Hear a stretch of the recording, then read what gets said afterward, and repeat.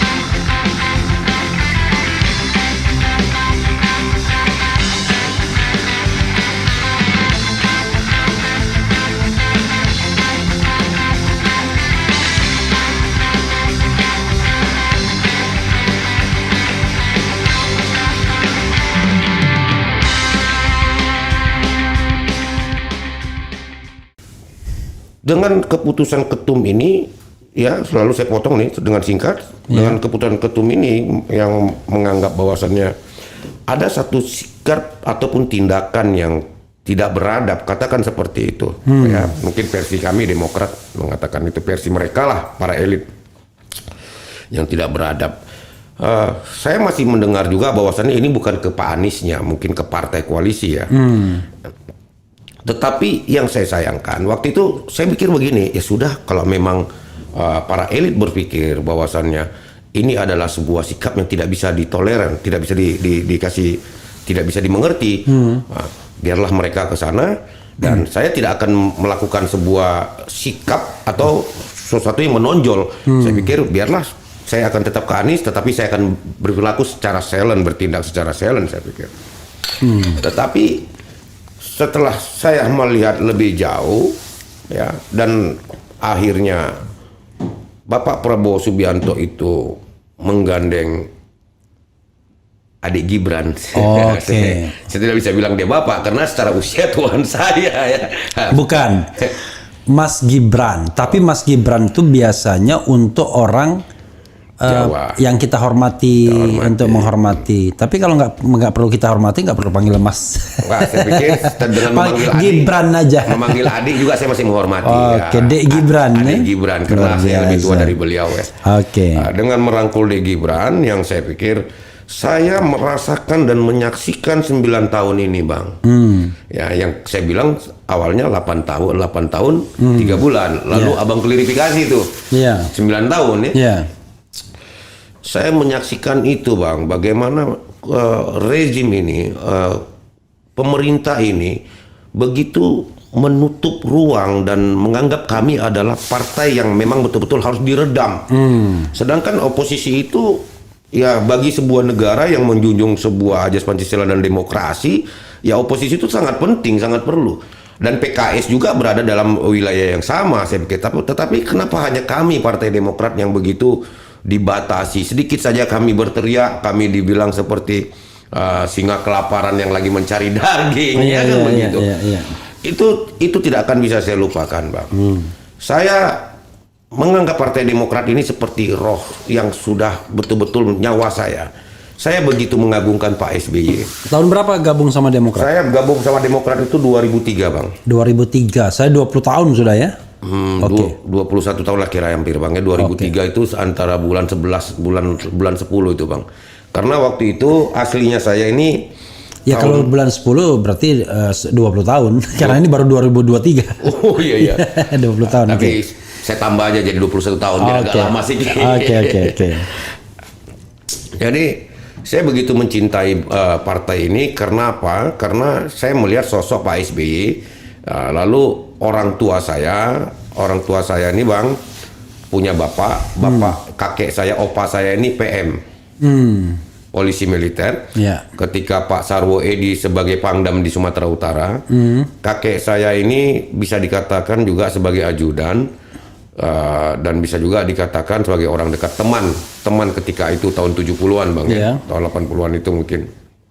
Jadi orang tua saya mengatakan bahwasannya bagus kau pilih Partai Demokrat karena Pak SBY itu istrinya anak Pak Sarwo Edi.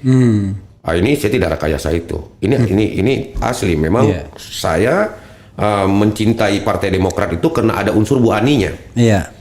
Karena ada kaitan antara kakek saya almarhum Binyamin Peter Halatu dengan Pak Sarwo Edi. Jadi setelah saya menyaksikan 9 tahun itu Bang, akhirnya dengan adanya Dik Gibran sebagai calon presidennya Pak Prabowo, saya semakin ngenas dan ungkapan hati saya tidak bisa saya tutupin. Kenapa ya? Kok 9 tahun yang saya ungkapkan 8 tahun sekian itu yang begitu sangat terbuka, yang sangat sukar dilupakan sampai seluruh kader di Indonesia ketika itu atas keinginan ketum dan keinginan semuanya elit untuk menyatakan kita adalah perlawanan untuk pemerintah, untuk kekuasaan, dengan catatan kita adalah partai yang betul-betul berdiri di atas kepentingan rakyat, kita berkoalisi dengan rakyat, apapun kebijakan pemerintah yang kita anggap tidak pro rakyat kita lawan. Ya. Tetapi setiap kita berteriak melalui kawan-kawan di DPR ataupun fungsionaris yang ada di DPP, selalu saja ada pengkanteran, ada perlawanan yang dilakukan pemerintah melalui partai-partai pendukung ketika itu. Saya berterima. Jadi itu yang membuat saya akhirnya berpikir cinta saya ini terhadap bapak saya Pak SBY dan sikap dari ketua umum ini agak sedikit mulai berkurang, mungkin bukan ke Pak SBY, ke AHY-nya, ke ketum saya ini. Ya, saya anggap ketum saya ini terlalu apa? Terlalu berlebihan Bang dengan sikap ini. Berlebihan. Kenapa persoalan masalah yang sedikit dia besarkan, persoalan yang besar dia kecilkan. Persoalan yang kecil dia besarkan, persoalan yang besar dia kecilkan. Yang kecil dibesarkan itu apa? Ya, kalau misalnya dibilang bahwasannya ada kekecewaan dengan sikap Mas Anies tanpa konfirmasi, tanpa memberikan sebuah pesan bahwasannya Mas Anies ingin menggandeng Caimin menjadi wakil presiden, kan begitu. Tentunya jika para elit Demokrat itu menganggap politik itu adalah dinamis dan fleksibel, ya kenapa tidak difleksibel dan dinamiskan saja persoalan itu? Kami sakit hati loh Partai Demokrat. Dengan sikap ini kami sakit hati, tetapi kami tetap bertahan di koalisi ini. Ya, kami punya catatan sendiri. Namun kami tetap bertahan dan kami tetap berjuang karena dari awal kami menginginkan satu perubahan untuk Indonesia. Karena yang dibela ide bukan sikap. Bukan sikap, ide. Prinsip kenapa Pak SBY itu adalah bapak demokrasi Bang. Ya, tetapi hari ini saya melihat Demokrat itu kok menabrak demokrasi. Saya beranggapan begitu. Saya sebagai kader partai, mungkin mereka itu hari ini hanya pakai baju Bang. Ya, di dalam sebuah momen seremonial, di acara-acara, ya, cipika-cepiki, ya, hore, Demokrat jaya. Ya, tetapi ketika mereka berada di wilayah tertentu di dalam rumah, mungkin mereka tidak bisa menggaungkan atau membesarkan itu. Tetapi saya mempunyai tanggung jawab yang besar. Sampai suatu hari saya memang betul-betul akan terpanggil untuk menghadap Tuhan saya. Saya membawa Demokrat itu di tubuh saya. Ya, saya bertanggungjawabkan itu. Allah Subhanahu wa Ta'ala sang pencipta Tuhan saya itu ketika menciptakan saya di kandung ibu saya adalah laki-laki yang sempurna tanpa cacat. Tetapi saya berani pertanggungjawabkan ini Bang. Kenapa? Cinta. Cinta yang membabi buta kepada Partai Demokrat, khususnya Pak SBY dan Bu Ani. Tetapi dengan sikap ketum ini, cinta itu udah mulai pudar. Tetapi bukan berarti saya harus keluar dari Demokrat. Saya akan lawan sampai kapanpun. Silakan, kalian mau bilang saya bukan Demokrat, saya Demokrat, aku Demokrat. Karena mestinya sikap Demokrat ya begini nih. Ya, memang harus seperti ini. Jadi seperti si Abang bilang, saya ingin menantang, bukan menantang ketum saya itu ingin menjas dia atau menjatuhkan dia, tetapi dalam ini saya ingin katakan ketum, demi Allah Subhanahu wa taala, walaupun saya ini termasuk manusia yang pendosa, saya berani bertaruh. Bila pertaruhan itu terlalu ekstrim, oke, saya tak mau ucapkan lah ya, mungkin tidak baik juga. Saya katakan Anies Baswedan menang jadi presiden. Seandainya Anies Baswedan menang jadi presiden, apakah ketum dengan jiwa besar berani mengatakan dan kembali ke dalam koalisi, walaupun misalnya tim koalisi katakan di situ ada PKS, ada Nasdem dan PKB tidak menerima, tetapi ya namanya seorang jiwa besar, kenapa pula tidak? Buktinya Bapak Prabowo saja 2 kali melawan Pak Jokowi, ya faktanya masuk juga di dalam koalisi dan jadi sekolah juga. Iya. Di dalam politik apa yang tidak mungkin kan seperti itu. Yang saya sayangkan tentang sebuah ungkapan fleksibel dan dinamis itu. Kenapa itu tidak diterapkan? Kenapa tidak diterapkan di dalam persoalan yang sekecil tadi yang Abang pertanyakan sama saya? 9 tahun itu bukan waktu yang singkat. Jadi seolah-olah masalah 9 tahun ini sepertinya ketum lagi tidur, dia terbangun, dan yang 9 tahun itu mimpi. Begitu. Ketum harus ingat, ini partai politik, ini bukan perusahaan, ini bukan yayasan. Kita berkumpul di sini dari latar belakang yang berbeda, dari agama yang berbeda, suku yang berbeda, dengan satu harapan dan tujuan. Oke, hari ini kita patuh, kita hormat, kita linear ke atas, tegak lurus. Tapi dengan satu keyakinan dan harapan, ketum kita tuh memiliki satu sikap yang betul-betul kita anggap pantas dan watak untuk kita jadikan sebagai contoh dan panutan. Tetapi jika memang ini kita anggap tidak pantas, why not untuk tidak melawan?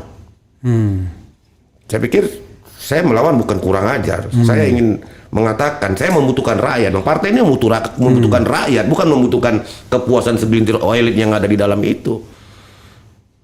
Elit itu tidak bisa membesarkan partai ini, rakyatnya yang bisa memenangkan partai. Pertanyaannya adalah tadi yang kecil dibesarkan ya? Ya, yang besar dikecilkan. Nah, yang besar dikecilkan itu apa? Yang besar dikecilkan tentang 9 tahun menjadi oposisi dan merasakan bagaimana diskriminasi yang telah dirasakan. Ketika masalah Omnibus Law kita berteriak, ya, kita di belakang buruh dan ingin supaya Omnibus Law itu dibatalkan, lalu kita dianggap ingin cari panggung, ingin jadi pahlawan kesiangan. Saya pikir itu masih bagian hal yang terkecil. Ya tentunya yang paling menyakitkan bagi kami adalah ketika Bapak Muldoko ingin merampas jabatan ketua umum kami. Itu yang sangat saya sakitkan. Saya meninggalkan anak saya yang masih kecil hanya untuk mengatakan kepada Indonesia, tidak ada dualisme itu dan tidak ada Muldoko. Yang ada hanya AHY. Kami tegak lurus bersama AHY. Itu yang saya pertahankan, itu yang saya sesalkan, Bang.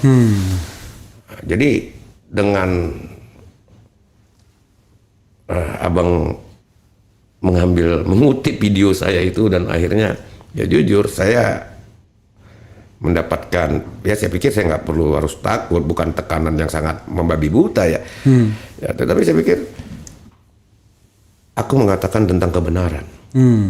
Bapak SBY mengajarkan kita santun, Bapak SBY mengajar kita tentang prinsip. Saya santun dan punya prinsip. Santunnya di mana?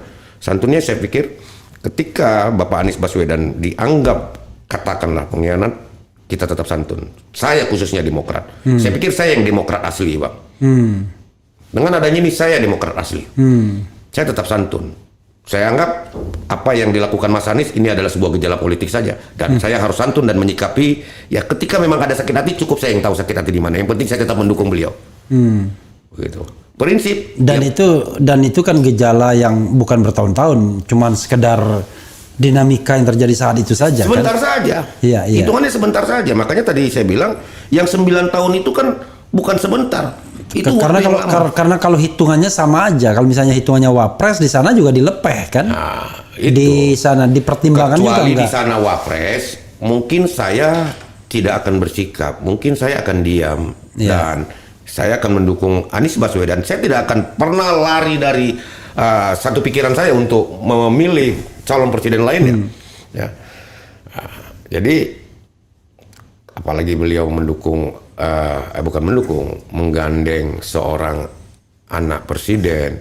Saya tidak katakan, ya jujur Bang ya, apakah ini salah ataukah ini memang akan menjadi masalah buat saya, tapi jujur, dari semenjak Bapak Jokowi menjadi presiden, sebagai seorang, saya pernah menjadi fungsionaris Partai Demokrat, ya sebagai seorang kader, ya sebagai seorang simpatisan, saya tidak pernah menganggap bahwasannya beliau adalah bagian dari yang pernah saya dukung begitu.